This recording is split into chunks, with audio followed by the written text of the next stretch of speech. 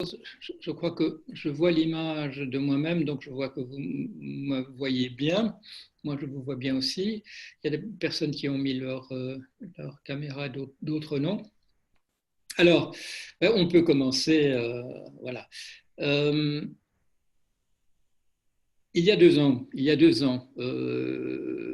l'Université catholique de Lille avait eu l'amabilité de me demander. J'étais déjà depuis 2016 un enseignant, professeur associé, de faire un cycle qu'on avait appelé à ce moment-là déclarer l'état d'urgence pour le genre humain. Et ça marchait bien, mais ça marchait voilà, dans les locaux. Il y avait toujours je sais pas, entre 25 et 40 personnes peut-être qui étaient là. Et donc, ça fonctionnait extrêmement bien. Des collègues, des gens de l'extérieur aussi. Et c'est une bonne idée, je crois, de relancer la formule. Il y avait eu des enregistrements grâce à Géraldine qui était aujourd'hui là, encore une fois, à la technique, et ça avait donné lieu. J'avais classé les notes. À la première à mon premier exposé était présent Vincent Burnon-Galpin, qui à l'époque était étudiant à l'ENSAE, l'Institut voilà, qui forme nos grands statisticiens. Depuis, il est maintenant également à Sciences Po et on a beaucoup discuté. On faisait déjà quelques articles ensemble et on a fait ce volume qui s'appelle Comment sauver le genre humain, qui est sorti au pire moment pour les libraires, pour les lecteurs, pour les éditeurs, c'est-à-dire au plein milieu du confinement. Alors, bien entendu, le livre a un démarrage un peu plus lent. Est-ce que ce cycle-ci va donner lieu à un ouvrage? C'est difficile à dire, d'autant plus que c'est le titre même d'après-Covid qui paraissait, je dirais, réaliste dans un climat d'êtres humains encore pas très familier de ce que c'était des situations qui tombaient dans la grande catégorie d'autrefois des fléaux. On découvre au fur et à mesure ce que ça disparaît peut-être pas aussi facilement qu'on espérait que ça disparaisse, et des choses de cet ordre-là. Mais ça fait partie voilà, des choses qui vont être discutées devant vous et avec vous dans ce cycle de 6 conférences. Alors, vous avez vu sans doute les titres. Je vais commencer par le début, c'est bien entendu dire des choses sur la pandémie. Alors là, je sors un tout petit peu du domaine de mes compétences. Je ne vais pas faire de la virologie, je ne vais pas faire de l'épidémiologie au sens scientifique. Ce n'est pas mon domaine, je n'y connais pas grand-chose. Ce que je peux dire de ce côté-là, sur ce qu'est un virus et comment ça agit, ben c'est au niveau de ce que chacun peut savoir. Voilà, c'est pas mon domaine d'expertise. Quand on parlera je ne sais pas, de la finance, de l'économie, de l'intelligence artificielle, bon là on tombe dans peut-être une réflexion de type anthropologique. Là on tombe dans le domaine des choses que j'ai apprises à l'école, ou en tout cas selon un enseignement qui peut être par apprentissage dans le cadre de la psychanalyse. Mais il faut quand même dire un minimum de choses sur ce que c'est qu'un virus et une pandémie pour pouvoir enchaîner par la suite. Je vais donc commencer par, je crois que nous sommes pratiquement au complet là, une introduction tout simplement. Qu'est-ce qui nous arrive?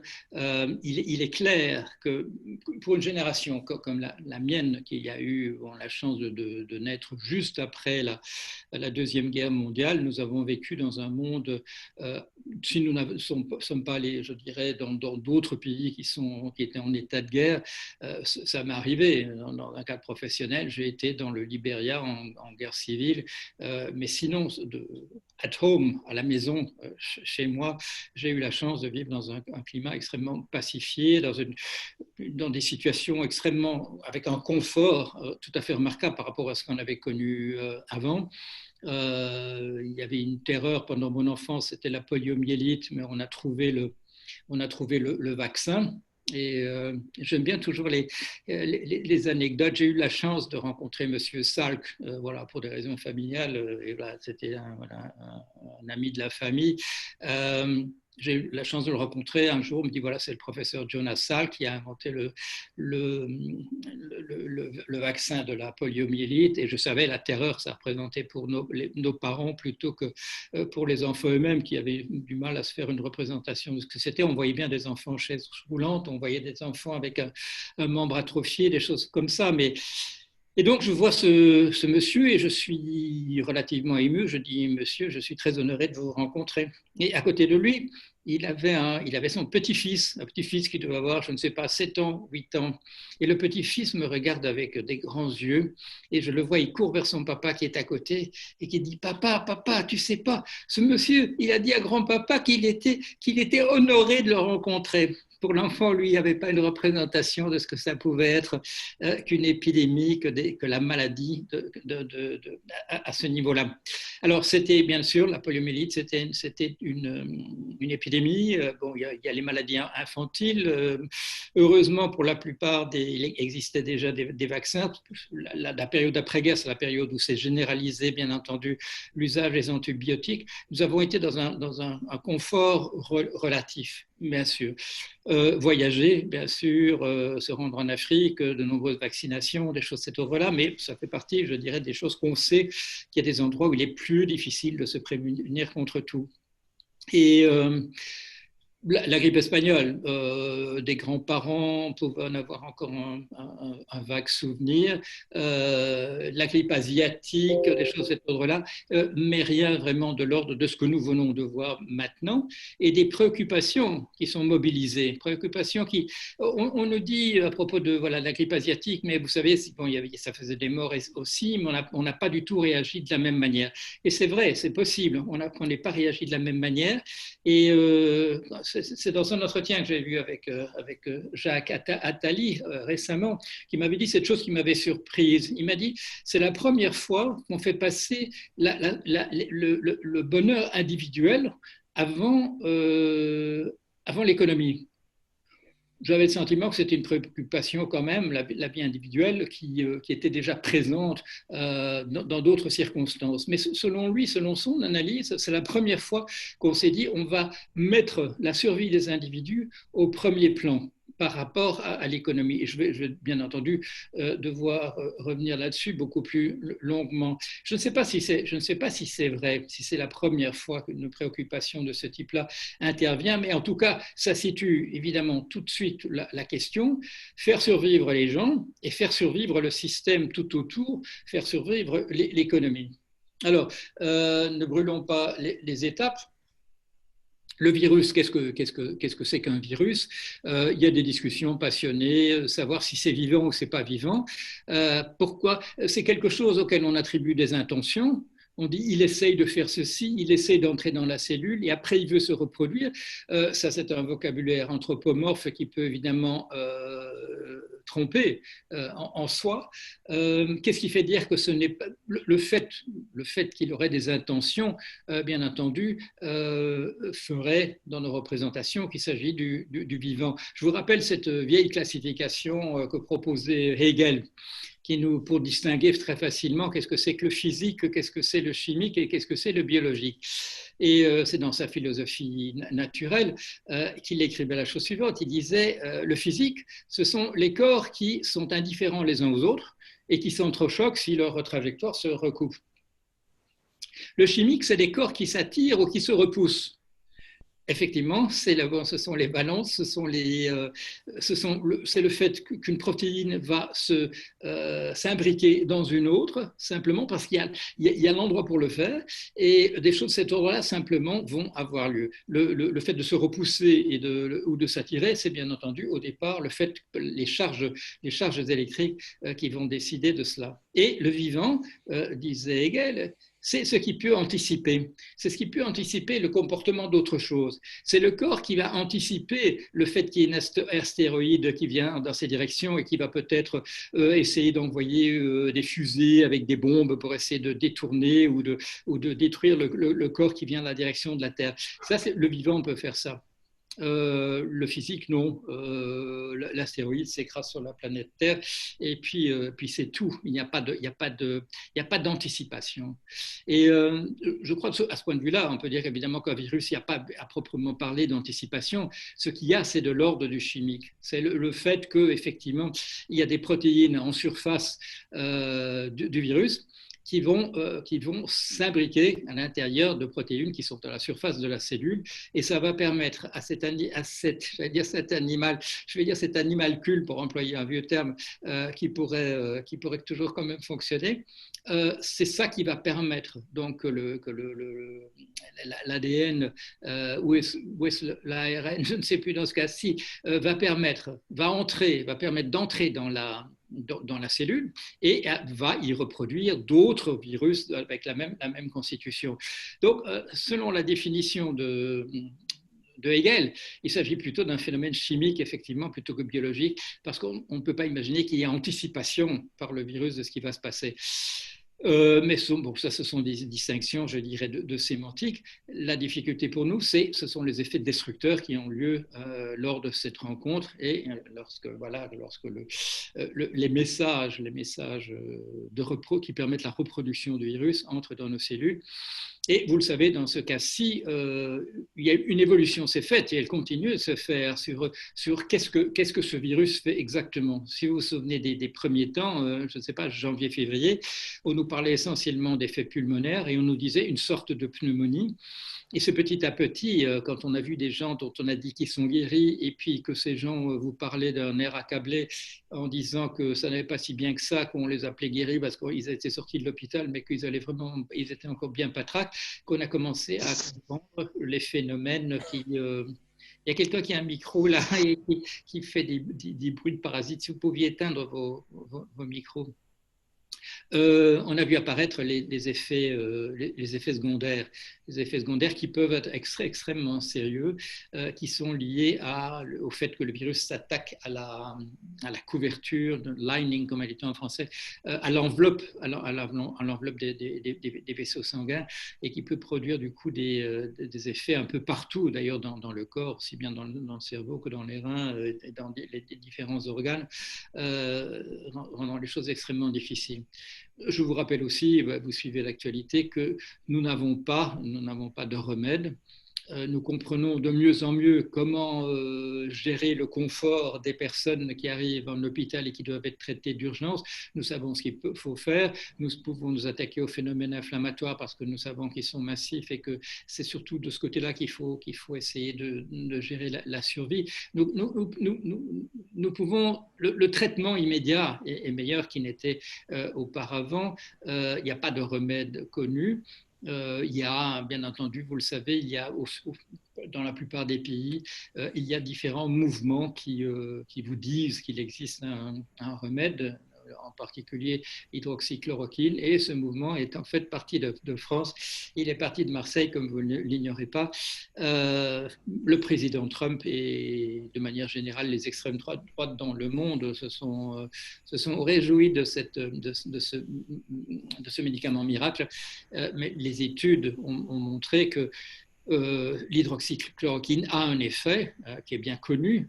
C'est un antipaludique utilisé depuis très très très longtemps. Tous ceux qui vont pour un certain temps en Afrique ou qui sont nés connaissent ce médicament. C'est un médicament qui empêche la prolifération pas de manière totale comme certains malheureux que je connais bien ont pu l'expérimenter, mais qui rend la vie difficile aux protozoaire qui répand le palu. Alors, nous sommes trouvés cette chose-là est arrivée. Nous avons été assez bien informés. Il y a des discussions sur à quel moment, où a été le premier cas. On nous dit que c'était en Chine, c'est probablement le cas, mais on trouve des choses un peu bizarres.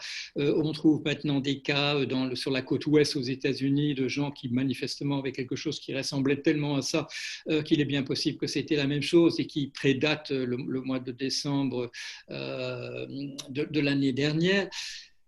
Pourquoi est-ce que cette épidémie s'est répandue aussi facilement? Eh bien, bien entendu, grâce aux moyens de transport. Si on regarde des épidémies antérieures, comme les grandes pestes, la grande peste de Justinien et la grande peste du XIVe siècle. Ce sont des épidémies, des pandémies qui se sont répandues, mais à une vitesse beaucoup plus faible.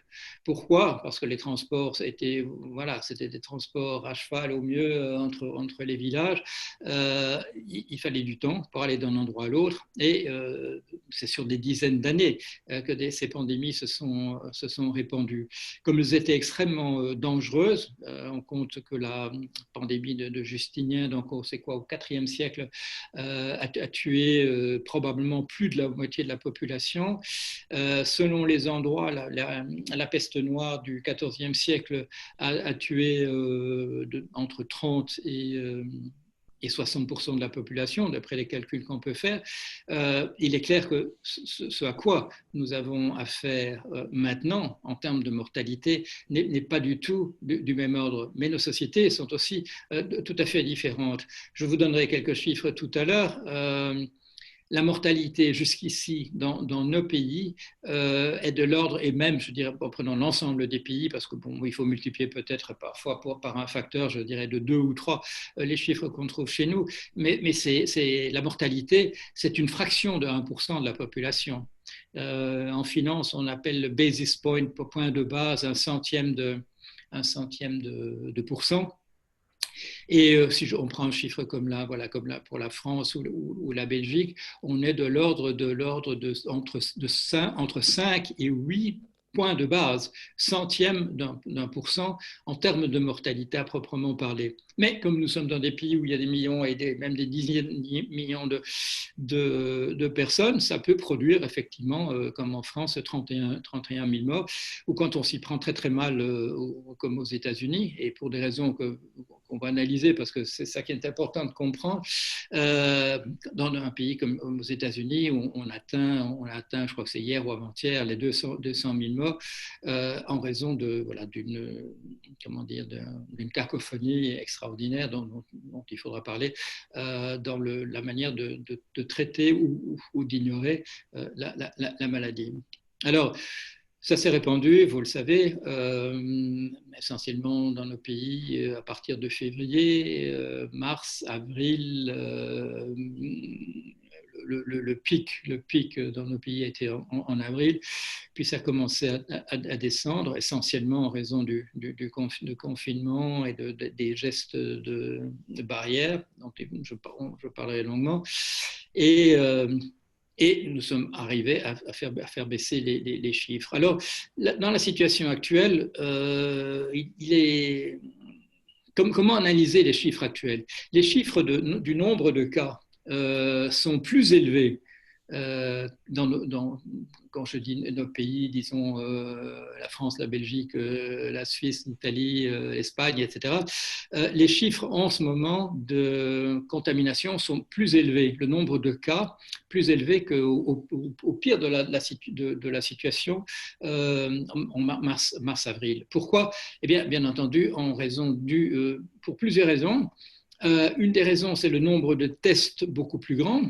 On teste des gens qui ne sont pas à l'hôpital, alors que dans la situation de crise, c'est essentiellement des gens qui arrivent à l'hôpital où on essaie de voir ce qu'ils avaient exactement et on les testait. Maintenant, on teste la population de manière plus générale. Donc, on va déceler plus facilement des cas existants. On peut même déceler des cas qu'on appelle de personnes asymptomatiques, qu'on appelle aussi des porteurs sains, ce qui est peut-être moins heureux puisqu'ils ne sont pas vraiment sains, mais ils sont asymptomatiques, ils ne présentent pas les caractères de la maladie. Alors, de manière générale, dans la situation présente, il faudra beaucoup plus de cas décelés pour qu'il y ait un nombre de morts équivalent à ce qu'on a connu dans la période de mars-avril.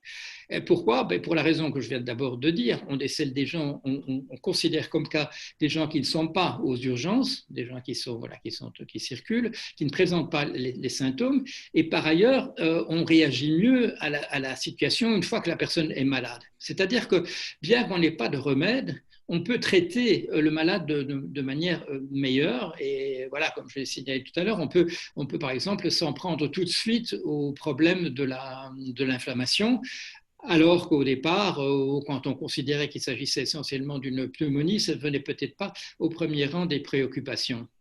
Par ailleurs, on n'est pas dans une situation de surcharge des hôpitaux, ce qui a été le cas à certains moments. On n'a pas été en France ni en Belgique dans la situation qu'on appelle voilà, la situation de la Lombardie, la situation de Bergame, où on parle de l'effet Bergame. Et l'effet Bergame, c'est qu'un certain nombre de personnes n'ont pas véritablement été traitées du tout. C'est-à-dire, l'effet Bergame, c'est des personnes qui meurent sur des brancards dans des couloirs d'hôpitaux absolument encombrés. Là aussi, on n'est pas là et on est sans doute mieux préparé maintenant à des situations de ce type-là, des situations de surcharge. Est-ce à dire, comme je vois certaines personnes dire autour de moi, que bon, la preuve est faite maintenant que c'est plus dangereux du tout, puisqu'on voit de nombreux cas et puis on ne voit pas de gens mourir. Là, je viens de regarder, je n'ai pas pu regarder parce que c'est en cours en ce moment, l'exposé qui est fait en ce moment au Sénat en France, mais j'ai pu regarder l'exposé qui a été fait ce matin en Belgique. Et en Belgique, dans l'exposé ce matin, on nous dit qu'on est en situation de exponentielle, c'est-à-dire que le nombre de cas double sur une certaine période. Au pire de la crise, chez nous, le doublement était sur une période de 3 jours. Ce qui faisait que, voilà, que sur 6 jours, une semaine, le problème était multiplié par 4. Et c'est là que je dirais que les retards à l'allumage ont été extrêmement dangereux, puisque en n'agissant pas pendant 3 jours ou de manière inadaptée, on multipliait par 2 le cas potentiel de gens qui allaient mourir. Et sur 6 jours, par 4. Et on était en situation du coup extrêmement difficile où il fallait agir extrêmement rapidement et toutes les hésitations était potentiellement mortel. Et c'est de ça qu'on parle beaucoup en ce moment. Il y avait une discussion hier en France. Est-ce qu'il y a eu des moments véritablement de, comment dire, de brouillard où quelqu'un disait à quelqu'un quelque chose de très important et puis pendant 2 semaines, il ne se passait rien. Ça, dans des situations de ce type-là, où chaque jour compte, ça peut être effectivement extrêmement dangereux. Tous les flottements, et ça j'y reviendrai, pourquoi est-ce qu'il y a davantage de flottements maintenant qu'il n'y en avait peut-être autrefois? Là, il y a quelque chose à prendre en compte.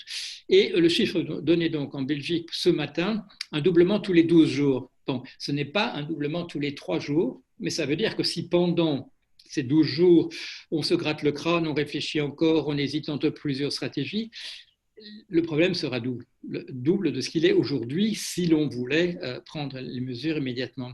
Et là, on entre tout de suite, je dirais, dans autre chose. C'est la compréhension du phénomène.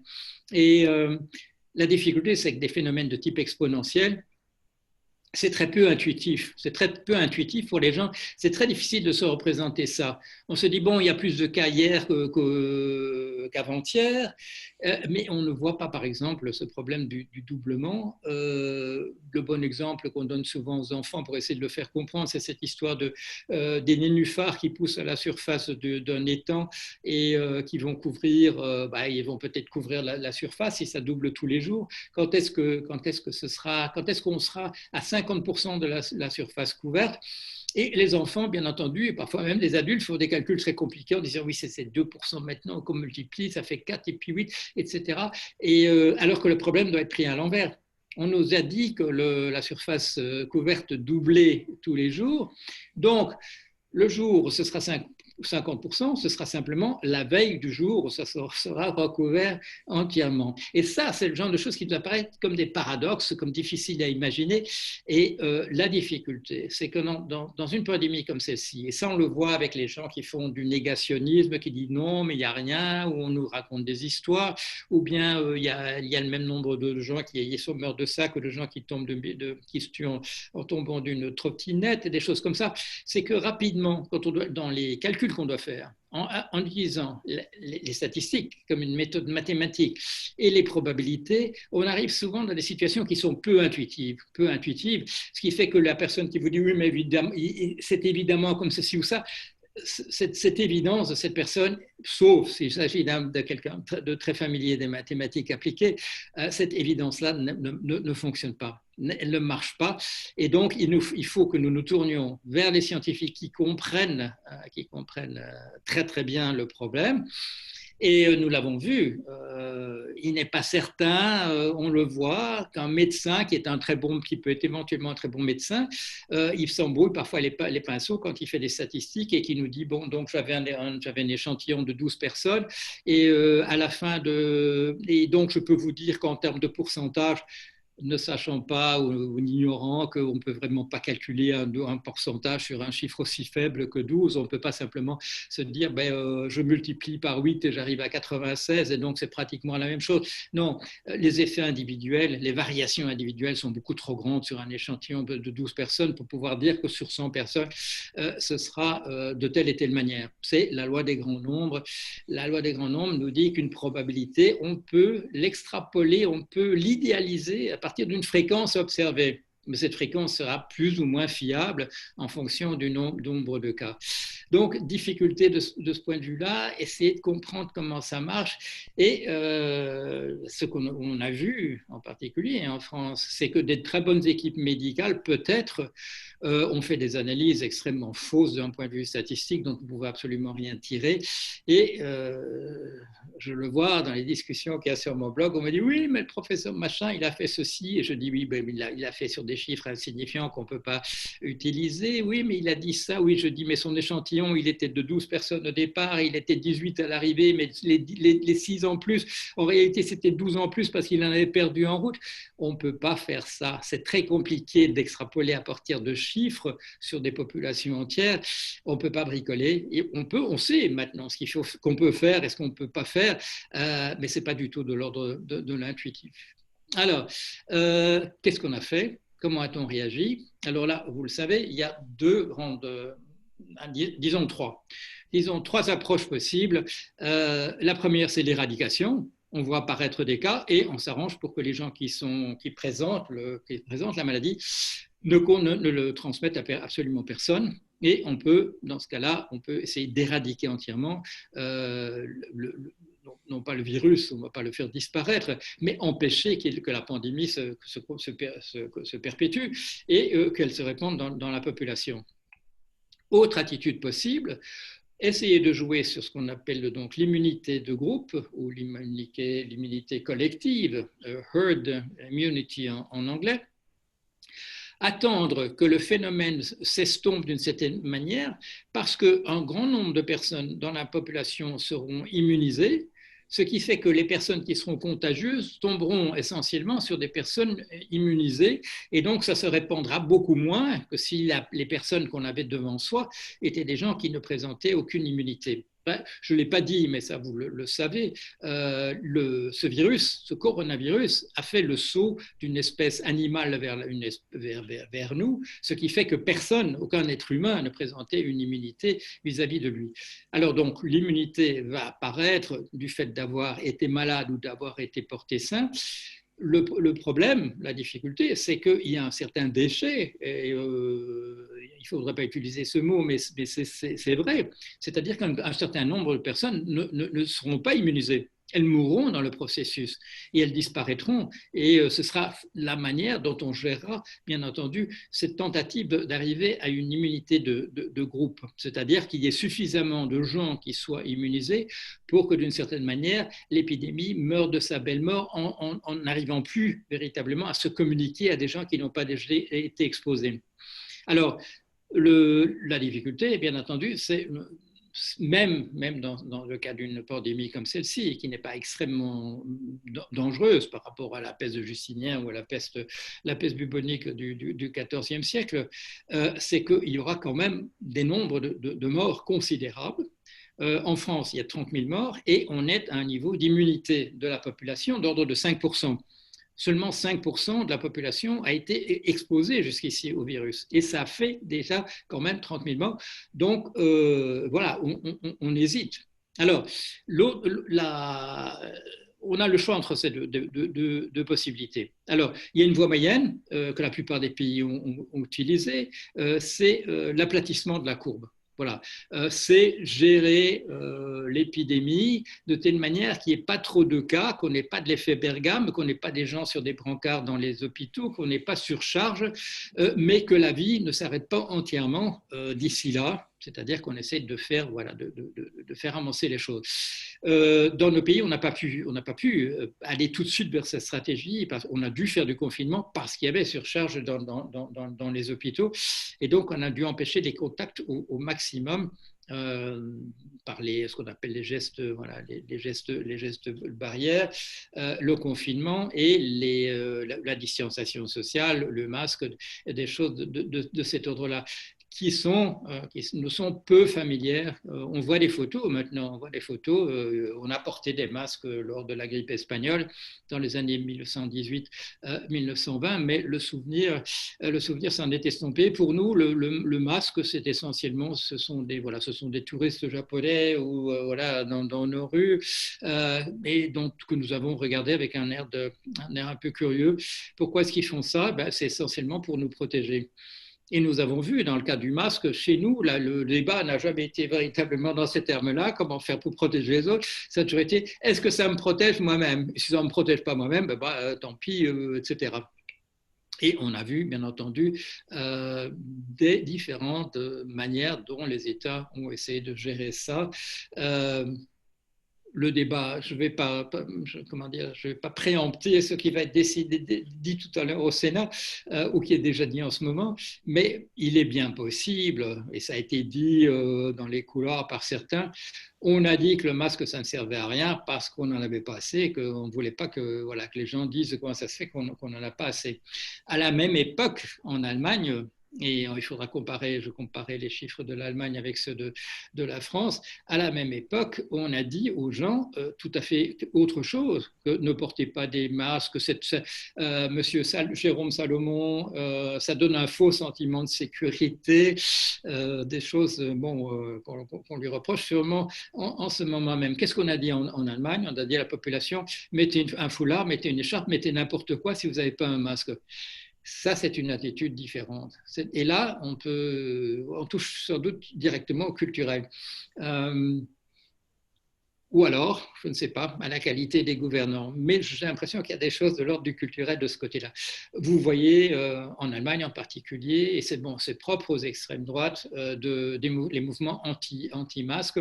Vous le savez que dans une manifestation aux États-Unis, on reconnaît facilement les partisans de Trump parce qu'ils ne portent pas le masque, parce que pour des raisons diverses. L'une, c'est une appartenance, comme dit M. Michael Cohen, l'ancien avocat de M. Trump, pour manifester son appartenance à une secte. C'est possible. Ou alors c'est parce qu'on croit le président quand le président dit c'est un hoax, c'est un canular, c'est une faribole, c'est une invention de la presse d'extrême gauche, des choses de cet ordre-là. Ceci dit, ces jours derniers, on a entendu sur des enregistrements M. Trump dire à M. Bob Wood, le journaliste, il a donné des chiffres exacts qui donnaient déjà au mois de janvier, au mois de février. Trump n'était absolument pas dupe, il savait exactement ce qui se passait, il connaissait le taux de mortalité. C'est quelqu'un qui fait l'imbécile délibérément. Et ce qui est curieux ces jours-ci, c'est que les gens, entendant Trump dire en janvier et février, ses partisans, en janvier et février, qui sait exactement ce que c'est, à quel point c'est dangereux, etc., ça ne change pas leur avis, justifiant peut-être là justement la dénomination de secte ou de culte plutôt que de mouvement politique. Donc nos attitudes, je dirais, hésitantes, comment dire, la comparaison entre le monde extrême oriental et le nôtre dans une pandémie comme cela est frappante. Je ne vais pas donner de qualificatif dans un sens ou dans l'autre, mais elle est frappante. Et en termes d'efficacité ou d'inefficacité, elle est frappante aussi. Il y a des raisons d'un autre ordre que les attitudes culturelles. Par exemple, le fait que notre système économique s'est spécialisé dans les régions de production et dans les régions de consommation. La plupart pourquoi est-ce que nous n'avions pas de masques et que nous n'avons pas pu en acquérir rapidement au moment où ça démarrait, parce que la quasi-totalité de la production de masques se faisait dans une région qui était confinée, c'était en Chine précisément. Donc voilà. on a dû gérer aussi le fait que nous sommes maintenant dans une logique de distribution qui a changé au cours des années. Un petit paradoxe là, c'est que ça nous est venu surtout du Japon, ces méthodes en flux tendu, c'est-à-dire ou de lean, comme on dit, d'approvisionnement mince, c'est-à-dire qu'avec les capacités dont nous disposons, de pouvoir gérer, je dirais, à la minute le transport maritime, de pouvoir faire venir des choses par avion en quelques heures de toutes les régions du monde, nous étions habitués à l'idée de gérer des stocks en flux tendu, c'est-à-dire de minimiser les coûts de stockage parce qu'on peut faire venir rapidement les choses d'ailleurs, de là où elles doivent venir.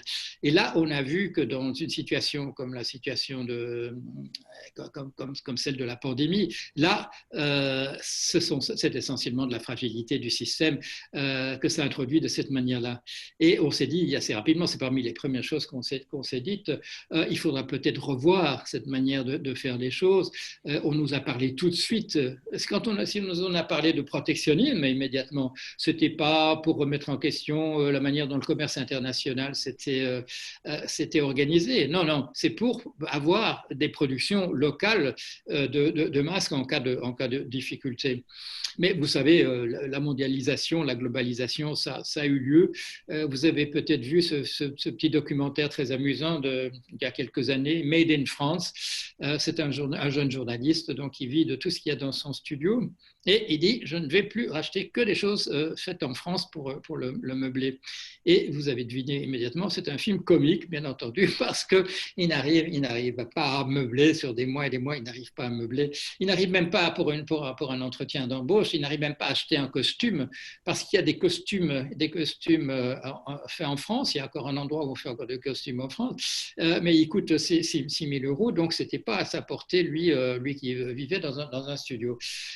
Notre monde a spécialisé la production dans les endroits où ça coûte pas cher. Pourquoi est-ce que ça coûte pas cher dans ces endroits-là? C'est parce qu'il y a du dumping, comme on dit, du dumping salarial, du moins-disant salarial. Et malheureusement, c'est aussi dans ces endroits-là qu'on a des marchés d'animaux sauvages, où il y a des pangolins dans des cages en dessous d'autres cages, où il y a des chauves-souris et des choses de cet ordre-là. Tout ça n'est pas par hasard. Tout ça n'est pas par hasard. Et par ailleurs, bien entendu, on le sait, nous sommes en train de détruire à toute allure la biodiversité. Et les virus qui ne trouvent plus à se mettre là où ils se mettaient autrefois, bien, ils vont chercher d'autres hôtes. Quand je dis chercher, c'est en mettant entre parenthèses le fait que ce ne sont pas qui ne réfléchissent pas, mais ils vont tomber sur d'autres hôtes. Et ces autres hôtes, ça risque de plus en plus d'être nous. Alors, je vais regarder.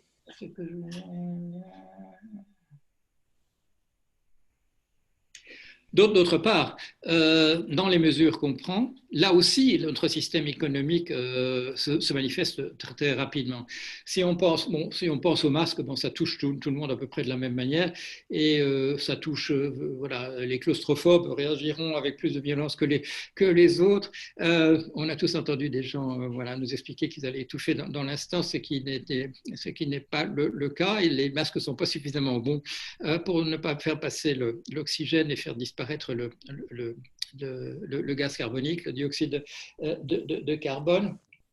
Et pour ce qui est du confinement, dans les situations économiques où nous sommes, avec une très très grande concentration de la richesse, la manière de vivre le confinement va être extrêmement différente et les conséquences vont être extrêmement différentes.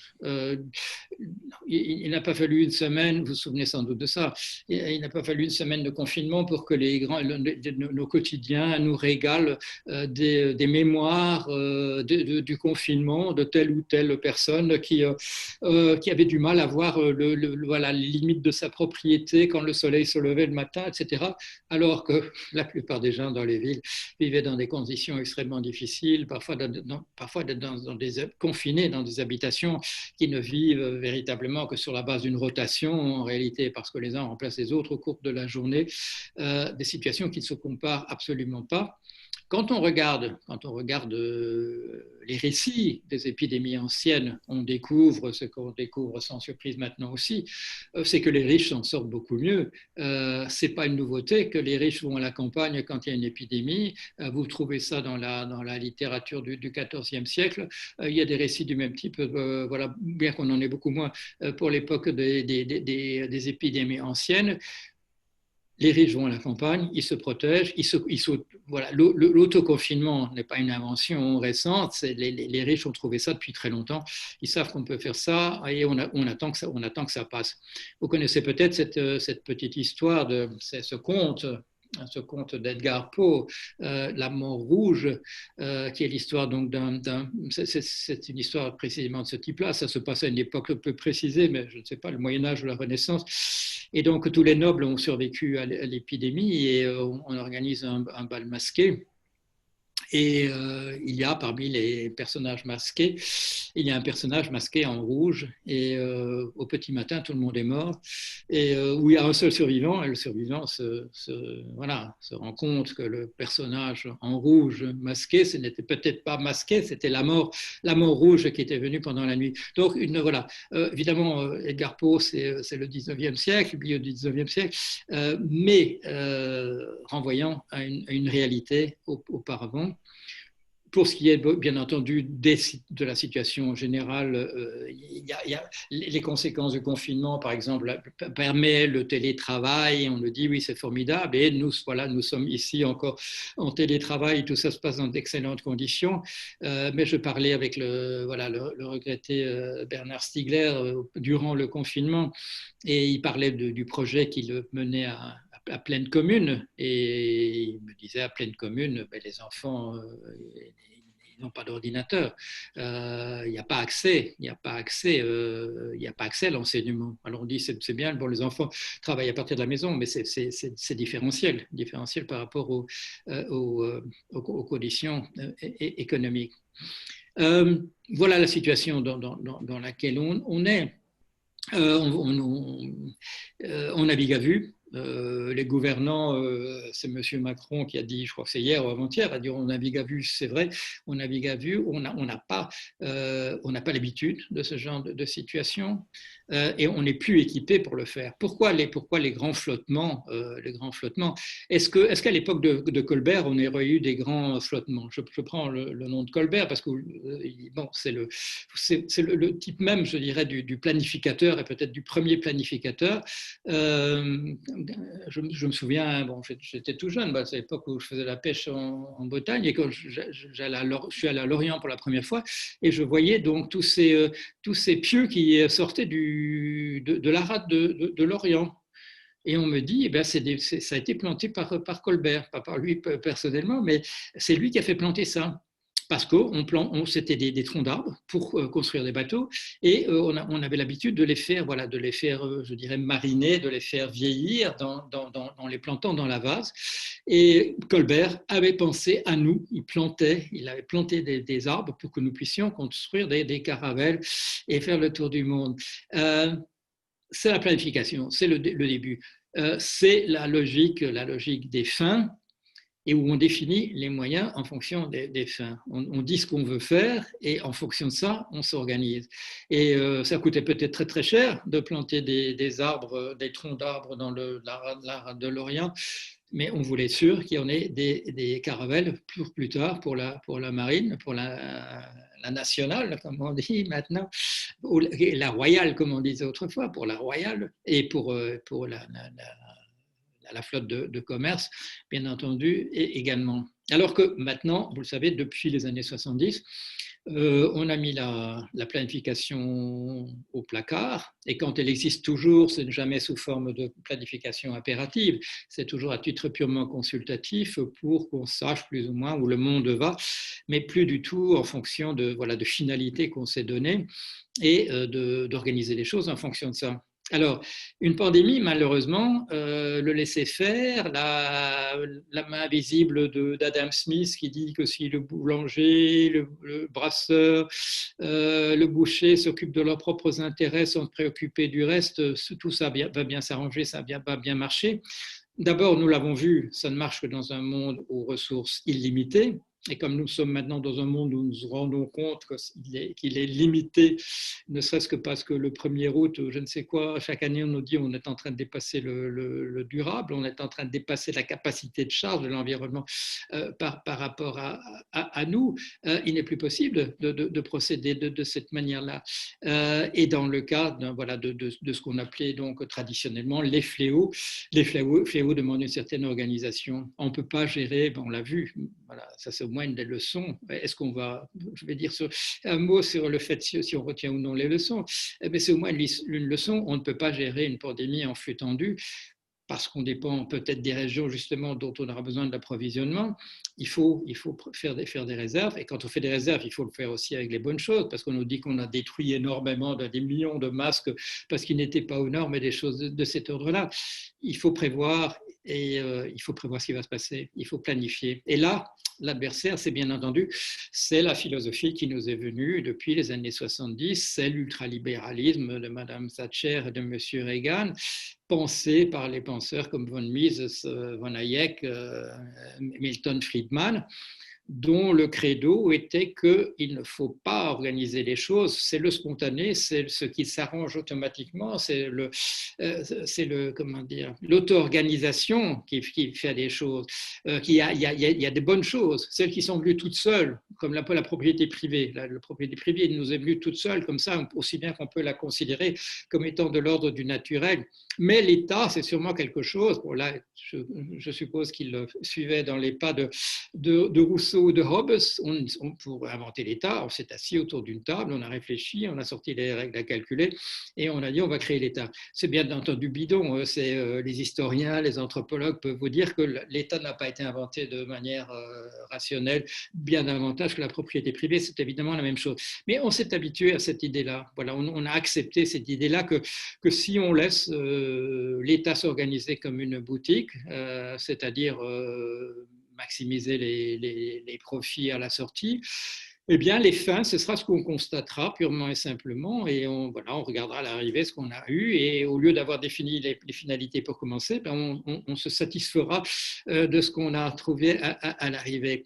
Là, j'espère qu'on tirera la leçon de ce qu'on observe en ce moment, que ce n'est pas possible et qu'avec d'autres catastrophes qui sont en train de, j'allais dire se préparer, mais ce n'est même pas se préparer, le réchauffement climatique, la montée des eaux, la Californie en ce moment, et non seulement la Californie, toute la côte ouest des États-Unis, l'État de Washington, Oregon et Californie est embrasée. Moi, je regarde ça avec attention parce que c'est un endroit où j'ai vécu 12 ans. Ce pays est en train de se transformer en désert. Et moi, j'ai été, à l'époque où j'étais là, j'ai été dans le nord de la Californie. Et si on avait dit aux gens que je voyais là, un jour, ça sera détruit par des grands incendies, ils auraient rigolé. Ils ont dit, il pleut tout le temps ici, c'est tout le temps humide, qu'est-ce que vous racontez, ça ne tient pas debout votre truc. Oui, c'est parce que vous habitez à Los Angeles, c'est pour ça que, ou San Diego, c'est pour ça que vous imaginez des choses comme ça. Il y a 2 ans, ce sont ces forêts-là qui ont cramé, et maintenant c'est au nord de ça, c'est dans l'Oregon, c'est en Washington. C'est-à-dire chaque année, ça remonte de quelques centaines de kilomètres, ça va très très très vite. Est-ce qu'on va pouvoir laisser les marchés, comme on dit, spontanément s'auto-organiser pour régler ça? Non, ça n'a pas de sens, c'est pas possible. Il va falloir un retour de l'État, ou bien ce sera la décomposition, ce sera l'effondrement. C'est pas impossible.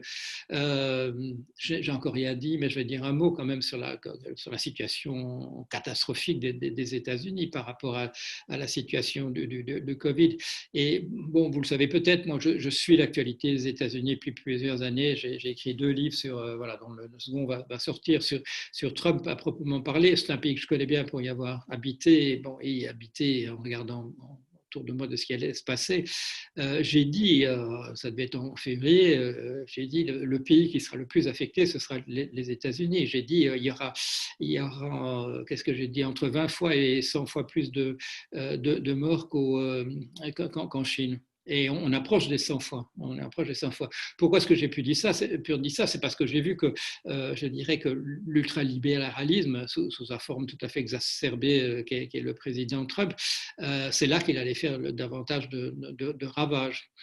C'est un État fédéral, il y a une régionalisation, il y a des initiatives qui peuvent être prises par les gouverneurs, et à l'intérieur des gouverneurs, bon, dans les comtés, dans les grandes villes, et également, c'est comme chez nous, il y a plusieurs niveaux. Mais là, il était clair qu'il allait y avoir la guerre entre les gouverneurs des États contigus qui auraient des politiques tout à fait différentes par rapport au confinement, par rapport aux gestes barrières, des choses de cet ordre-là, et que des ordres viendraient ou ne viendraient pas d'en haut. Il y a une grande organisation qui est très bien faite, qui était très bien faite jusque-là, la FEMA, qui s'occupait des catastrophes aux États-Unis, et que les gens du bassin du Mississippi connaisseraient très bien parce qu'ils s'occupent des inondations, que les gens de Californie connaisseraient très bien parce qu'ils s'occupent de venir en urgence quand il y a des tremblements de terre. À l'époque où il n'y avait que des tremblements de terre et pas encore des incendies supplémentaires. Et qu'a fait Trump avec la FEMA? Les réserves de la FEMA ont été distribuées à des entreprises qui les ont mises dans des entrepôts, et les firmes privées ont pu se tourner vers les entrepôts pour les vendre ensuite, les produits au public. Alors, c'est le rêve, bien entendu, des marchés, si l'on peut dire. Mais vous voyez bien que d'abord, ça multiplie les coûts par 3 parce que chacun va vouloir avoir sa marge bénéficiaire au passage, et ça multiplie le temps de réponse, bien entendu, par 3 également. Je dis 3 au hasard, mais ça le multiplie par un facteur important. C'est-à-dire que ça ne va pas être la réponse qui convient dans des situations de crise. Alors, va-t-on tirer les leçons? Admettons que ce que nous voyons maintenant, ce soit une deuxième vague, et pas simplement la première vague qui reprend simplement parce que le confinement a été levé.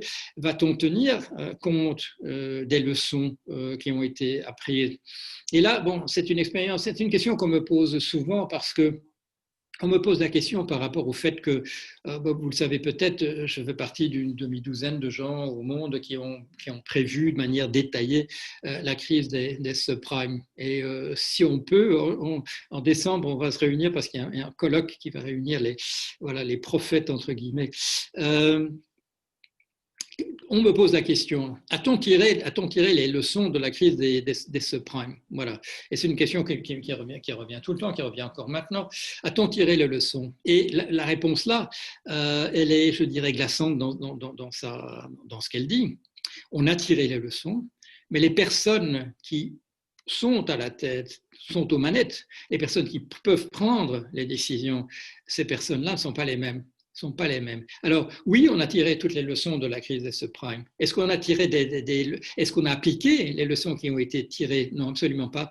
Et pourquoi? Parce qu'il s'agit de personnes différentes, il s'agit d'un personnel différent. Il y a ceux qui ont compris, j'ai une expression qui n'est pas du français, les sacheurs ne sont pas les décideurs, mais je crois que tout le monde comprend.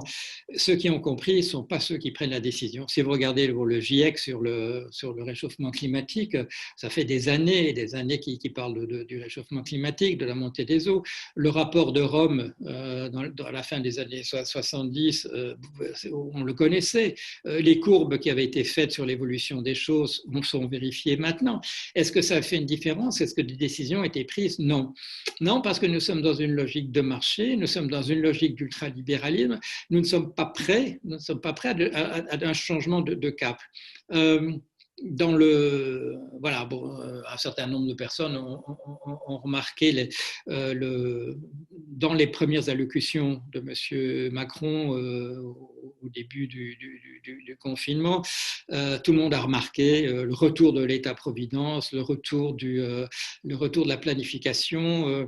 M. Bayrou a même été nommé à la tête d'un nouveau bureau du plan.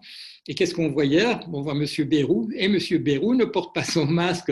Alors, c'est quand même un très, très mauvais symbole de la manière dont vont se faire les choses. On dit, et ça on l'a fait en 2009, on a dit, même en 2008, discours de Toulon de M. Sarkozy, on a compris le capitalisme d'avant, de papa, c'est terminé, on va faire les choses autrement. Monsieur Hollande dit, mon grand ennemi, c'est la finance, etc. Au niveau des déclarations, et ça, bon, c'est un peu, je dirais, une rengaine de la politique, on dit aux gens ce que les gens attendent qu'on dise, de grandes décisions à prendre, et puis il y a l'inertie. Alors, le problème, c'est que, voilà, je soulignais, on a maintenant un monde en Extrême-Orient, et ce monde est culturellement unifié, qu'il s'agisse du régime qu'il s'agisse de la Corée du Sud, du Japon ou de la Chine, du Vietnam éventuellement, de l'Indonésie, de la Thaïlande. Ce ne sont pas des pays qui ont les mêmes régimes politiques, mais qui ont les mêmes attitudes vis-à-vis de la pandémie. Je vais vous donner, on approche déjà de là, mais je vais quand même vous donner quelques chiffres. Voilà. Il est difficile de comparer la situation de différents pays. Alors, il faut prendre une base de comparaison qui permette une véritable comparaison où on ne dépend pas de la qualité de la récolte des données, on ne dépend pas vraiment de la qualité du dépistage et du nombre de gens qui sont dépistés. Mais on peut quand même prendre quelques chiffres qui ont probablement une capacité à représenter la réalité. Et le chiffre que j'ai retenu, mais ils sont disponibles, c'est le chiffre du nombre de morts par million de personnes. Alors, je vous ai déjà donné l'ordre de grandeur, je vous ai dit que c'est très faible dans l'ensemble des pays, même les pays les plus affectés, c'était encore très faible, de l'ordre de quelques points de base, c'est-à-dire de centièmes de pourcent. Mais au niveau individuel des pays, il y a quand même une différence considérable. Alors, combien de morts par million d'habitants à l'étape, ce sont les chiffres d'hier. Bon, voilà. Belgique, 856. Donc, ça nous fait 8,5 points de base en termes de morts, de décès de personnes. 856 pour la Belgique. Les États-Unis, 604. La Suède, 579. La France, 475. L'Allemagne, 113. La Corée du Sud, 7. La Chine, 3. Le Vietnam, 0,4. Alors, on peut dire, oui, les chiffres chinois sont peut-être trafiqués, il faut peut-être les multiplier. Alors, je dis, bon, on les multiplie par combien La personne dit, on va les multiplier par 10. Multiplie 3 par 10, ça nous fait 30. On est encore très, très loin des 475 pour la France, même des 113 pour l'Allemagne. Alors, il y a quand même des choses qui frappent. Voilà, l'Allemagne, 113, la France, 475, c'est 4 fois plus, 4 fois davantage. Est-ce que c'est lié à des différences, comme on disait tout à l'heure, de dire oui, le masque finalement, ça donne une fausse sécurité, c'est bon uniquement, disait monsieur Jérôme, j'oublie son nom depuis tout à l'heure, que c'est bon uniquement pour les gens qui sont déjà malades, etc. Ou bien de dire à la population, mettez un foulard, mettez une écharpe, mettez quoi que ce soit, mais protégez-vous et protégez les autres au minimum. Donc, les chiffres qu'on voit là, c'est très, très différent. C'est très différent. Corée du Sud 7, Chine 3, Vietnam 0,4, c'est-à-dire qu'il n'y a eu pratiquement pas de morts. C'est ce qui fait que, voilà, quand je dis qu'il y aura 100 fois plus de morts aux États-Unis qu'en Chine, on est pratiquement arrivé là. Et là, ce sont nos attitudes, c'est notre façon de réagir. Et ça peut être lié du côté de... Quand on nous dit, oui, la Chine est entièrement capitaliste maintenant, c'est pratiquement la même chose que chez nous, non, la preuve est faite. Non, c'est un capitalisme dirigé par un parti communiste d'une main de fer. C'est pas la même chose que ce qu'on a chez nous. J'avais eu une querelle, c'était il y a une dizaine d'années, avec des collègues anthropologues qui avaient été restés un an en Chine et qui revenaient en disant la Chine, bon, c'est plus communiste, etc. J'étais extrêmement sceptique. Je leur ai dit non, vous allez voir. Bon, alors on voit en même temps. Mais il y a aussi d'autres choses qui seront les attitudes, une attitude vis-à-vis du sens civique qui est beaucoup plus facilement développée. Il y a des gens, on le voit, hein, il y a des protestations à Hong Kong, il y a une répression des Ouïghours, de la minorité musulmane à l'ouest du pays. C'est un pays extrêmement dur, il y a des gens qui ne sont pas d'accord avec ce qui se passe là, mais de manière générale, et ça si vous avez voyagé dans ces pays-là, vous le savez, il y a un civisme qui joue pas partout. Pour traverser la rue, je dirais c'est encore pire en Chine que chez nous, mais dans l'ensemble, et c'est lié, dans le cas de la Chine, c'est lié au fait que c'est un pays au moment où chez nous on a la Grèce antique où il y a 100 km entre les villes les plus proches, que c'est un pays qui est déjà surpeuplé 1000 ans avant Jésus-Christ et qui est organisé par un corps de fonctionnaires. À la tête des villes en Chine, il n'y a jamais eu, comme chez nous, soit des marchands, soit des descendants de militaires ou carrément des conquérants. Non, ce sont des fonctionnaires depuis le départ. Pourquoi? Parce que c'est un pays qui vit essentiellement du riz comme étant sa nourriture. Et donc, il faut organiser le système d'irrigation de l'ensemble du pays. Même quand on est dans la guerre civile, même quand il y a des guerres entre les différents États, il faut quand même qu'on continue à irriguer le pays dans son ensemble, sinon c'est la famine aussitôt. Ce sont des situations différentes de chez nous où jusqu'au XVIIIe siècle, pratiquement, on a des États qui n'arrêtent pas de se combattre et dont le territoire se remodèle en permanence. Je vous rappelle remodelage de l'ensemble des pays en 1815 au traité de Vienne, après les guerres napoléoniennes, redéfinition de la carte en 1920 après la Première Guerre mondiale, et ainsi de suite. L'Orient, c'est autre chose. Le Japon, d'abord, ce sont des îles, donc les frontières sont données. La Chine, les frontières sont données aussi. Elle est entourée soit de mers sur lesquelles on ne peut pratiquement pas faire du commerce maritime parce qu'il y a trop de typhons et donc c'est absolument pas fiable. Et de l'autre côté, c'est soit une chaîne de montagnes pratiquement infranchissable, l'Himalaya, et pour le reste, au nord, ce sont des steppes. C'est voyager pendant des semaines à travers des déserts pour sortir de ce côté-là. C'est tout à fait différent.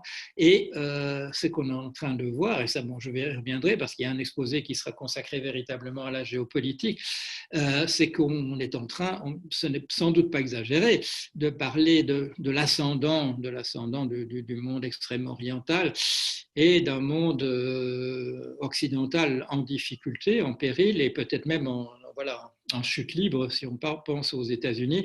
Et les élections du 3 novembre aux États-Unis vont encore nous donner des informations supplémentaires sur l'état de délabrement. Voilà, je crois avoir fait un peu le tour pour ce premier exposé de ce que j'avais l'intention de dire. Alors maintenant, il reste 28 minutes, c'est bien, j'ai tenu ma promesse, et nous allons discuter de ces choses-là entre nous. Alors, très bien. Alors, où est-ce que je vois apparaître le fait que les questions... on peut peut-être simplement demander aux personnes alors de... Vous pouvez manifester dans discussion Le chat est désactivé. On m'entend. Ah oui, allez-y. La discussion du chat est désactivée. Ah. C'est marqué. C'est marqué. Oui, effectivement. Donc, il faut poser ces questions oralement. Ah, il faut poser des questions oralement. D'accord, bon, très bien. Je ne sais pas pourquoi ça a été désactivé. Ah oui, c'est vrai, ça a été désactivé par l'autre. C'est certainement pas par moi. C'est peut-être Géraldine qui a décidé de faire ça. Alors, oralement, oui. Quelqu'un voudrait dire quelque chose?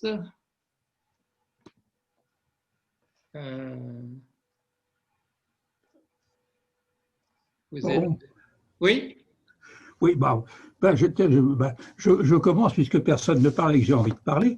Eh ben, c'est une bonne idée, voilà. Bon, d'abord, je vais fonder donc ma crédibilité. Je vis en Chine et je suis parti de Chine le 15 février. Et je suis depuis, pas de veine, au moment de remonter dans l'avion, j'avais le virus. Ma femme est rentrée et pas moi, et j'espère rentrer un jour. Bon, cela dit, vous parliez de la Chine, le sens civique, le pays centralisé, l'avenir, etc. Bon, alors pour ce qui est du virus en Chine, j'attribue le succès à la frousse. Il n'y a pas eu, au moins dans la ville où j'habite, c'est Tianjin, qui est c'est pas loin de Pékin, il y a 16 millions d'habitants dans la municipalité. Bon, tous les amis que j'avais ont disparu dès l'annonce officielle de l'épidémie, c'est-à-dire le 23 février, donc l'avant-veille le 23 janvier, qu'est-ce que je raconte, l'avant-veille du Nouvel An. Et donc, brusquement, il n'y a pas eu besoin de donner des consignes, il n'y avait plus personne, les restaurants étaient ouverts, il n'y avait plus une personne, il y avait personne dedans, il n'y avait personne dans les magasins. Je suis allé au Carrefour, j'ai croisé 3 clients, alors qu'on est des centaines en même temps. Et je pense que tout le monde s'est protégé dès que la menace a été annoncée, avant qu'il y ait les consignes. Bon, après ça, tout a été fermé. Bon, et à Tianjin, il n'y avait pas eu de mort, pratiquement, enfin 150 homologués. Mais je pense que c'est la grande… Alors qu'en France, avoir la frousse, c'est mal. Alors qu'en Chine, avoir la frousse, c'est-à-dire, si aussi, il y a un petit cœur, protégez-vous, c'est la règle. Donc, à votre avis, ce n'est pas tellement de la répression ou de la peur de répression, c'est spontanément, mais ce n'est pas le sens civique, c'est la peur. Enfin, ce n'est pas la peur, c'est le réflexe de précaution. Réflexe de précaution. Réflexe de précaution, tout le monde a mis son masque, il y a des masques dans toutes les familles, puisqu'on le met quand on a un rhume, ou bien on essaie de le mettre quand l'air est vraiment trop mauvais, mais là, bon, ça ne sert à rien, mais on le met quand même. Et là, tout le monde s'est brusquement, et je pense dans la Chine entière, et à Wuhan, bon, alors j'y étais pas, hein, mais les scènes de panique, les gens qui faisaient la queue dans les hôpitaux, etc., on a quelque chose, il faut qu'on se protège. Et après ça, les quartiers se sont barricadés spontanément. Enfin, mais je pense que bon, je parle peut-être trop longtemps. Non, je pense que le parti, alors c'est en 2003, là j'étais pas encore en Chine, mais je m'y intéressais, il y a eu le SRAS. Et ce qu'on m'a raconté, c'est que ça a été, donc dès que c'est devenu public, les gens aussi ont réagi extrêmement. Les villages se sont fortifiés contre les étrangers, les quartiers se sont barricadés, et d'autre part, on s'est mis à vendre des talismans sur les marchés, et le parti a été dépassé. Il s'est dit, zut, alors bon, le parti a suivi et est revenu en tête, et d'ailleurs, il y a eu très peu de morts finalement, mais le parti, il paraît qu'il a été, enfin, c'était une très mauvaise émotion pour les dirigeants de voir que le peuple s'intéressait directement. Donc, pour le Covid-19, le parti a agi, après avoir essayé d'éteindre le machin, le parti a agi brutalement, avec des trucs spectaculaire. Bon, l'hôpital de Wuhan est construit en 10 jours. Bon, dans un pays où il y a autant d'engins de travaux publics, ce n'est pas un miracle. On a aplani le terrain et on a posé des préfabriqués dessus. Mais c'était une propagande gigantesque dès le premier jour, alors qu'en France, on a été complètement nuls. Et les Français n'aiment pas se protéger. Oui, je parlerai une autre fois, je ne peux pas tout mélanger, de l'équilibre difficile qu'on essaie de maintenir entre les vies humaines et la défense de l'économie. Ce que vous proposez là, c'est une dimension supplémentaire. C'est donc pas des instructions qui viennent d'en haut, c'est pas le sens civique, c'est autre chose, c'est la prudence. Quand vous dites précaution, c'est la prudence. Alors, et vous laissez entendre qu'en France, il y aurait une honte attachée à la prudence, que ce serait en fait dévalorisé. Il est possible qu'effectivement, avec l'attitude de Trump et de ses sectateurs, que ce soit quelque chose de cet ordre-là, d'ordre de la bravade. Ce n'est pas que les gens ne sachent pas peut-être que le danger est là, mais on montre, je ne suis pas quelqu'un qui se laisse impressionner par la mort. C'est peut-être, je dirais, l'attitude de Roland à Roncevaux et des choses de cet ordre-là qui nous sont devenues un petit peu… Roland à Roncevaux, c'est autre chose, c'est l'honneur. C'est l'honneur. Il fallait qu'il se fasse tuer, sinon il ne pourrait plus jamais se montrer dans le monde. Oui, c'est ça, c'est possible. Tandis que là, c'est plutôt… On n'a pas peur de se montrer prudent. Il y a peut-être un stigma attaché, mais on est prêt à aller au-devant de cette réprobation des autres qui vous diraient vous êtes trop prudent éventuellement. Oui, c'est vrai, c'est une chose que je vois autour de moi. On ne veut pas avoir l'air trop prudent parce que ce serait considéré comme, comment dire, enfin, je ne sais pas. Mais vous soulevez un aspect auquel je n'ai pas pensé. Oui. Voilà. Il y avait une question de Jacques, je pense. Oui, je viens de brancher mon micro, là, mais c'est pour aller dans le sens là, de ce que vient de nous expliquer Pierre Guillemot. Là. Oui. Moi, j'ai eu la chance de séjourner assez longuement en Chine pour un projet de coopération avec des universités chinoises là, pendant toute la décennie 2000 et un petit peu dans la décennie 2010 d'ailleurs. Et ce qui m'avait énormément frappé, alors je le savais intellectuellement, mais ce qui m'avait énormément frappé, c'est le sens des Chinois, des jeunes Chinois, donc des étudiants que je voyais régulièrement, par rapport à l'autorité. Par exemple, vis-à-vis de leurs professeurs, ils écoutaient religieusement leurs professeurs, quels qu'ils soient d'ailleurs. Ils ne contestaient jamais l'autorité du professeur. Quand il fallait poser des questions, alors moi les cours que je faisais, c'était en anglais, ou des fois en français traduit par un Chinois. Ils envoyaient une délégation de gens qui parlaient bien anglais, par exemple, pour formuler les questions. Enfin, ça se passait comme ça. Donc, il n'y avait absolument aucun problème par rapport à l'autorité. Et comme l'a très bien expliqué Pierre Guillemot, le PC, là-dedans, n'a strictement rien à voir. En fait, c'est des réflexes confucéens. D'ailleurs, tu l'as un peu dit dans ta conférence, ils sont comme ça depuis 3000 ans, les Chinois, quoi. Ils sont très obéissants, ils font des trucs qui nous paraissent complètement bizarroïdes. Alors, par exemple, le rapport, ce que décrivait Pierre Guillemot, là, ça m'a fait plaisir d'entendre ça. Là. Ils ont la trouille, ils achètent des talismans. Juste une anecdote, par exemple, quand il y a eu les Jeux Olympiques là, en 2008, ils ont ouvert le 8 août, parce que le 8, c'est un chiffre bénéfique dans l'imaginaire chinois, mais qui est là depuis des millénaires. C'est un chiffre bénéfique, donc ils ont ouvert les Jeux Olympiques le 8 août, donc le 8-8, à 8h08, et c'était en 2008. Quoi. Donc c'est assez marrant de voir ça. Quoi. Et effectivement, moi j'ai encore beaucoup d'amis chinois que je vois régulièrement, là. Et alors c'est des Chinois qui ont un pied en Chine, un pied en Europe, là. Ils étaient absolument sidérés de ce qu'ils voyaient en Europe. Quoi. Ils disaient, mais vous ne savez pas ce qui va vous tomber dessus. Quoi. Enfin bon, voilà ce que je voulais rajouter derrière Pierre Guillemot. Oui, ben, il y a une chose qui est centrale à notre... Est-ce qu'on m'entend ? Oui, une chose qui est centrale à notre science économique, science entre guillemets, comme j'ai l'habitude de le dire, c'est le principe d'individualisme méthodologique qui veut qu'il n'y ait pas d'effet collectif, qu'en fait, on puisse décrire un système économique simplement comme là. Il y a quelqu'un qui a un micro là qui perturbe un petit peu.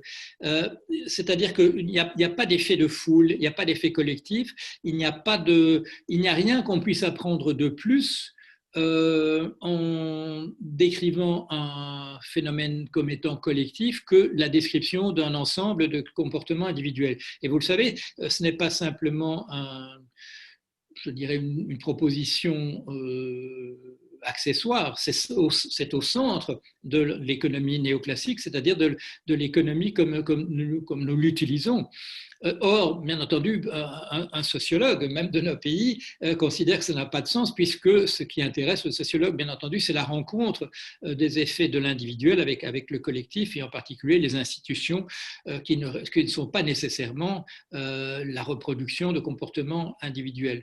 Et bien entendu, la science économique vous dira que c'est une raison supplémentaire pour éliminer l'État, puisqu'il n'y a pas de valeur ajoutée du côté de l'État. Mais comme vient le dire Jacques, c'est vrai que dans le confucianisme, bien entendu qui est ancien, c'est 8e siècle avant Jésus-Christ, il y a dans ce système qui peut être décrié parce qu'il peut être considéré comme trop traditionnel, trop axé sur le rituel plutôt que sur la compréhension des mécanismes, mais il y a d'emblée cette conception d'une harmonie nécessaire entre ce qui vient d'en bas de ce qui vient de la base et de ce qui vient d'en haut. Cette idée qu'il faut qu'il y ait une harmonie entre le ciel et la terre, comme il est dit voilà, dans les préceptes, c'est-à-dire qu'il n'y ait pas de conflit entre l'organisation spontanée de la base et l'organisation qui vient du dessus. Or, dans notre conception de l'État ultralibéral, cette représentation d'un rôle à jouer par l'État au-dessus est complètement mise entre parenthèses. Et c'est ça qui nous apparaît ces temps-ci, quand apparaissent des choses que nous appelions des fléaux, c'est l'impossibilité pour une société de vivre de manière harmonieuse sans qu'on puisse prévoir des injonctions venant d'en haut pour une organisation. Ou alors, comme je vous le disais, dans le cas de la FEMA aux États-Unis, où on décompose les différents niveaux.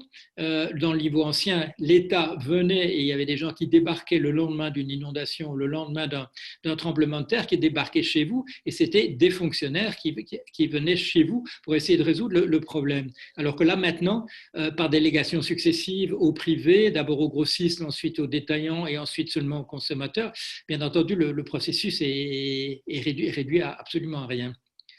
Il y a quelqu'un là qui voulait dire quelque chose. PF, oui, allez-y. Oui, PF, c'est Patrick Farfal. Je souscris tout à fait à ce qu'ont dit Pierre Guillemot et Jacques Prince tout à l'heure. J'ai une petite expérience de la Chine, moindre que celle de Jacques Prince. Ce que je voulais ajouter, c'est que les Chinois ont le sens de la responsabilité collective. Et ça n'existe pas en France. Enfin, je ne l'ai pas beaucoup entendu. Quand j'entends dire je veux rester libre de choisir ma mort, je pense qu'on n'est pas dans la responsabilité collective. Je me demande d'ailleurs si ces gens-là mettent leur ceinture en avion ou en voiture. Donc, ça, c'est très important. Les Chinois, ma femme est chinoise, hein, les Chinois qui vivent en France ne comprennent pas l'attitude des Français, l'attitude moyenne des Français. Là. Et ils auraient un conseil à donner? Je ne sais pas si on peut donner des conseils à une population, alors c'est pas limité à la France sans doute, hein, on parlait des États-Unis aussi, à une population qui n'entend pas, qui est extrêmement individualiste. Voilà, c'est ça, quoi. C'est ça qui est contraire à la notion à l'esprit de responsabilité collective, à mon sens. Merci. Quelqu'un d'autre a envie d'intervenir? Oui, Gaël Ledreff. Est-ce que vous m'entendez? Oui, on vous entend. Oui, alors j'aurais deux questions, remarques. La première, ça concerne la différence culturelle entre Chine, Japon et la France. Il y a de nombreux papiers sur l'attitude vis-à-vis de la vaccination qui justement comparent l'attitude des Européens et des Français en particulier, puisqu'on bat des records par rapport à ça, et l'attitude des Chinois ou des Japonais. En France, comme vous le savez sans doute, il y a énormément de gens anti-vaccins qui refusent de se faire vacciner ou de faire vacciner leurs enfants, qui considèrent que c'est une entrave à leur liberté que de les inciter, voire de les obliger à se vacciner. Et en Chine et au Japon, on sait que les gens se vaccinent non seulement pour eux-mêmes, mais pour protéger leurs proches plus fragiles, personnes âgées en particulier, quand on pense au vaccin de la grippe. Et là, ça rejoint la remarque du monsieur précédent sur la responsabilité collective et l'intérêt individuel. Et ma deuxième remarque, là, j'aimerais beaucoup avoir votre avis. Vous avez parlé de la polio au tout début de votre introduction. Et j'aimerais faire une autre analogie entre la polio et le Covid, c'est que le Covid laisse des séquelles, pas chez tout le monde, mais chez un certain nombre de personnes. Et je trouve que dans les médias, enfin je veux dire, en dehors de des revues médicales, dans les médias grand public, on parle très peu de ces séquelles. Par exemple, il y a des médecins qui pensent qu'il va y avoir une épidémie de syndrome de fatigue chronique suite à l'infection du Covid par un certain nombre de personnes qui l'ont eu. ou encore qu'on va se retrouver avec énormément d'insuffisance cardiaque et de problèmes cardiaques en général dans les années et les décennies qui viennent, avec des pics qu'on n'a jamais connus de personnes chez qui en fait l'impact a été surtout cardiaque. Et là, je ne parle même pas des séquelles pulmonaires des gens qui ont été hospitalisés et qui ont été mis sous réanimateur, etc. Je parle des gens qui sont restés chez eux et qui, paradoxalement, hein, on le sait avec les chiffres, auront davantage de séquelles de type neurologique, fatigue chronique ou cardiaque que les patients qui ont été hospitalisés et qui, eux, ont eu surtout des symptômes pulmonaires. Oui. Pourquoi ? Ah oui, la question c'est pourquoi est-ce qu'on n'en parle pas plus ? Parce qu'il me semble que ça pourrait être un moyen de sensibiliser les gens au danger du Covid et que ça permettrait peut-être de se détacher du moins de 1% de mortalité. Vous voyez ce que je veux dire ? Oui, mais je crois qu'une des raisons évidentes, c'est le fait que le problème paraît déjà bien compliqué tel qu'il est comme ça. Quand on dit, bon, il y a des gens qui étaient malades et qui sont guéris, mais quand on essaye de partir du fait que, comme moi c'est une remarque faite par les gens qui ont été malades autour de moi, j'ai 10 ans de plus, et qu'il s'agisse de personnes qui ont 40 ans, qui en aient 60, le résultat est le même, et bien entendu, ça va avoir des conséquences tout à fait extraordinaires. Je crois que c'est parce que d'abord, on en parle, moi je vois ça comme un sujet de discussion, mais ça ajoute encore, je dirais, de la complexité dans un problème qui paraît déjà pas très difficile à gérer. L'attitude vis-à-vis des vieux, j'ai entendu une remarque qui m'a été faite, je ne sais pas si elle est très, très générale, mais quelqu'un qui me dit, autour de moi, j'entends les jeunes dire, les vieux, c'est pas grave, on héritera. C'était une attitude un peu différente de celle des Japonais ou des Chinois vis-à-vis de leurs anciens. C'est plus dans la logique, effectivement, du système économique, politico-économique qui est le nôtre maintenant.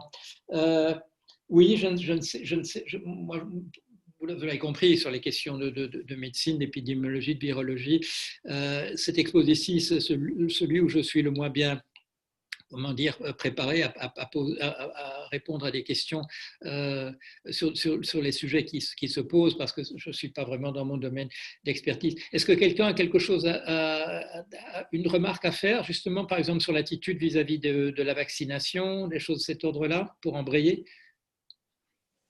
Je ne sais pas si... Oui, Gilles Roch. Oui, alors Gilles Roquette, oui. En fait, si vous voulez, je suis un petit peu embêté de peut-être intervenir parce que je crois que l'esprit de l'intervention de M. Jorion vole beaucoup plus haut que la modeste contribution que je vais tenter de vous proposer. Bon, moi, je travaille avec le professeur Montagnier depuis 1992. Je travaille sur l'impact de différents protocoles thérapeutiques sur l'organisation du génome du HIV 1, HIV 2, SIV, FIV pour les chats, et il y en a chez les loutres, il y en a même chez les végétaux, donc il y a de quoi s'occuper. Et en fait, si vous voulez, quand on prend le coronavirus, qui fait 30 000 molécules, et qu'on prend le Covid, son petit frère, là, le petit nouveau, il y a 30 300 molécules. Bon, c'est tout, on se dit, il est allé faire son marché quelque part, au marché aux poissons ou ailleurs, peu importe. En fait, si on prend les 15 ou 16 segments d'ADN qui sont raboutés dans ce qu'on appelle le Covid, et qu'on les assemble et qu'on essaye, en les ayant extraits, de regarder à quoi ça ressemble, il faut faire tourner les moulins informatiques, bon, peu importe. Mais on trouve que en les raboutant, ces 15 ou 16 morceaux qui font 300 molécules d'ARN, eh bien, c'est un morceau de... C'est con, mais c'est tout, c'est comme ça, c'est pas grave. Je suis pas ni un complotiste, ni un méchant, ni un martien. Sinon, j'écouterais pas Maître Jorion. En fait, ce petit morceau, c'est un morceau du gène ENV de HIV.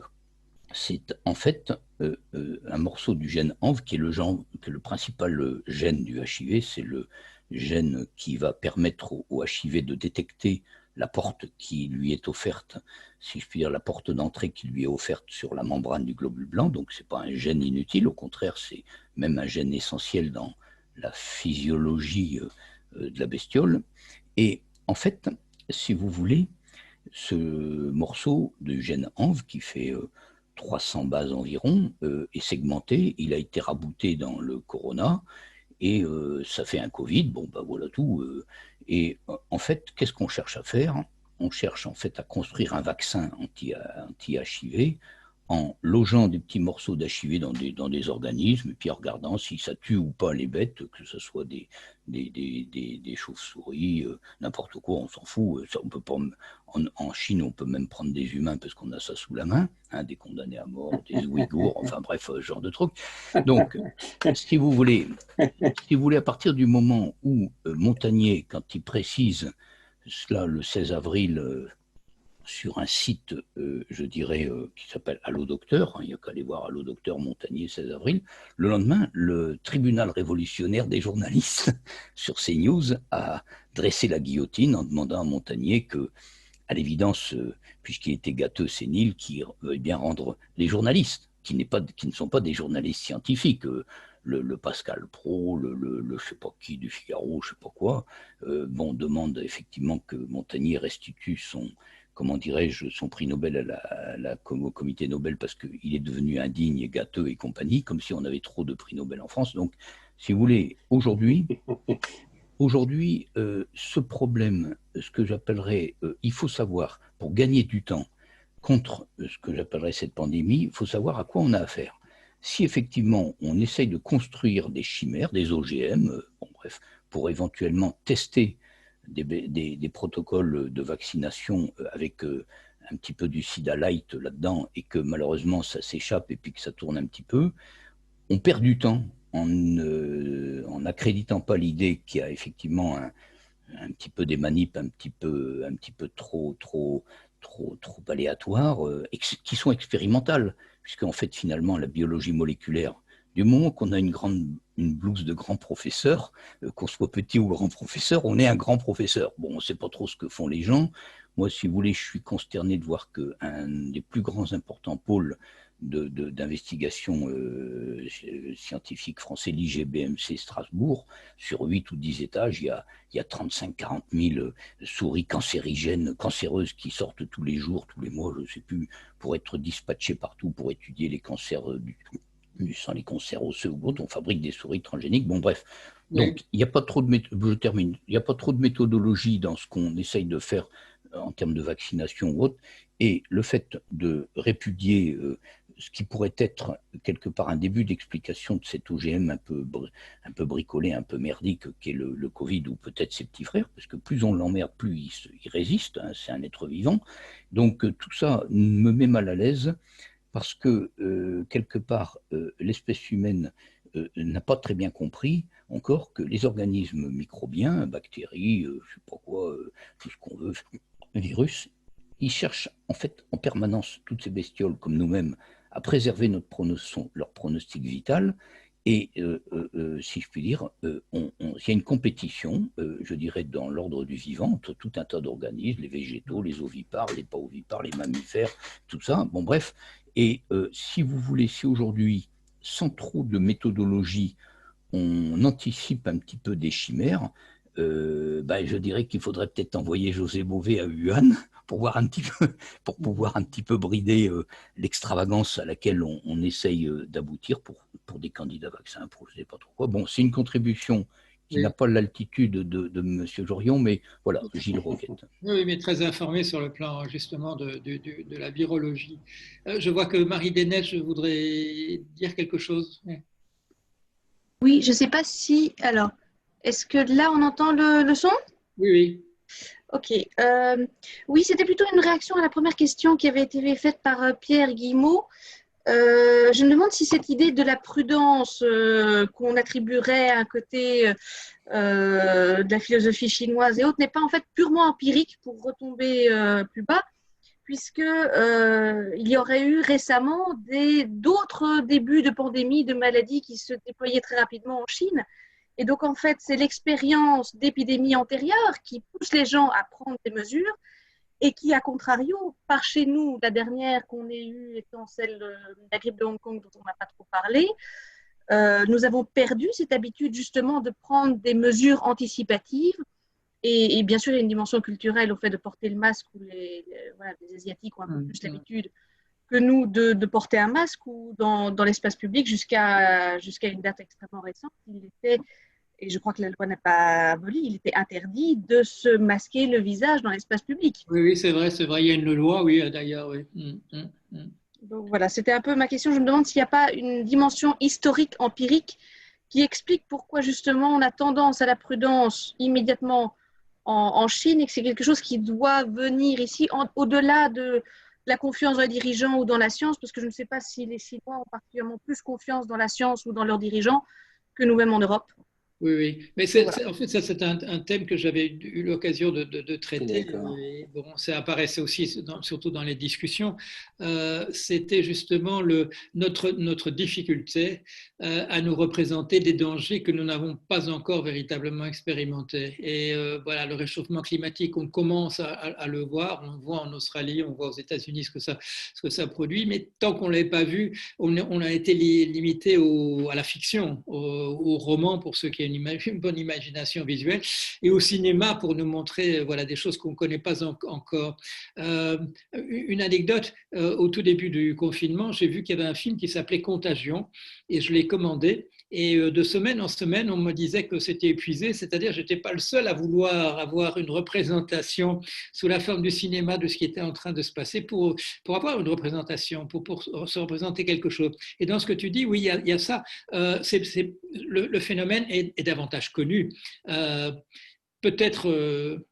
Le problème, c'est que c'est comme il a dit aussi, on n'a pas l'impression que je dirais que l'esprit de bravade semble s'amplifier plutôt que de diminuer. Mais ça, c'est peut-être parce que le danger n'est peut-être pas encore suffisant pour redonner une frousse salutaire, celle dont il était question tout à l'heure de la part de Pierre Guillemot. On approche de la clôture. Quelqu'un a encore envie de poser une question, de faire une remarque sur ce qui a été dit jusqu'ici? Oui. Oui, Erwan, oui. J'aurais voulu savoir s'il était possible de faire des comparaisons avec peut-être des virus préexistants ou des maladies peut-être qui seraient plus contagieuses encore, enfin, avec d'une gravité plus forte. Parce qu'il est possible de mettre en perspective ce Covid qui prend toute la place dans les médias en ce moment, à juste titre. Mais est-ce qu'il serait possible peut-être d'avoir une perspective plus large, plus historique par rapport à ça? Ce qu'on pourrait faire, en tout cas, c'est des drills. Comment appelle-t-on ça en français, des drills? C'est-à-dire, en fait, quelle est l'expression qui correspond, de faire des alertes simulées, comme on fait dans les bâtiments à propos d'un incendie. Bon, un jour, on dit, ben voilà, à midi, on fait tous comme si ça. Les sirènes vont se mettre en marche, les clignotants vont se mettre en marche, et on va faire comme si on avait le vrai problème.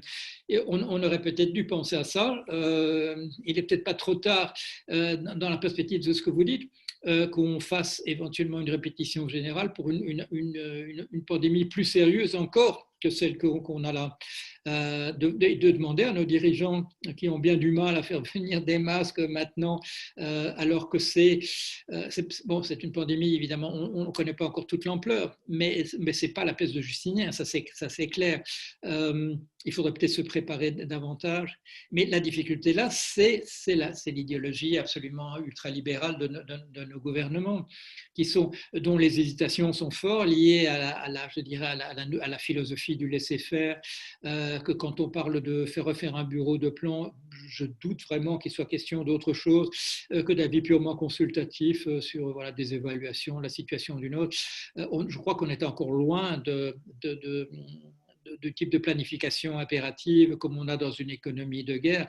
Et c'est pour ça que dans le livre qu'on a fait, Vincent Burnand-Galpin et moi, on a mis l'accent sur des mobilisations qui ont marché, et en particulier l'économie de guerre de la Grande-Bretagne et celle des États-Unis, qui n'était pas du tout du même type, pour une raison évidente, c'est qu'il n'y avait plus d'usines, toutes les usines avaient été détruites en Grande-Bretagne. Mais dans les deux cas, on a mis au point des choses qui ont servi par la suite, par exemple à la forme moderne de l'État-providence. Mais ce que ça a montré aussi aux États-Unis et en Grande-Bretagne, c'est qu'on peut mobiliser une population sur quelque chose de précis, avec des directives qui ont l'air raisonnables, avec des raisonnements simples derrière sur pourquoi on fait ceci ou comme cela. Il n'y a pas eu de rébellion aux États-Unis devant ce qui était une militarisation extraordinaire de la société, un embrigadement qu'aucun Américain n'aurait accepté si sur le papier comme étant quelque chose qu'on a lui proposer.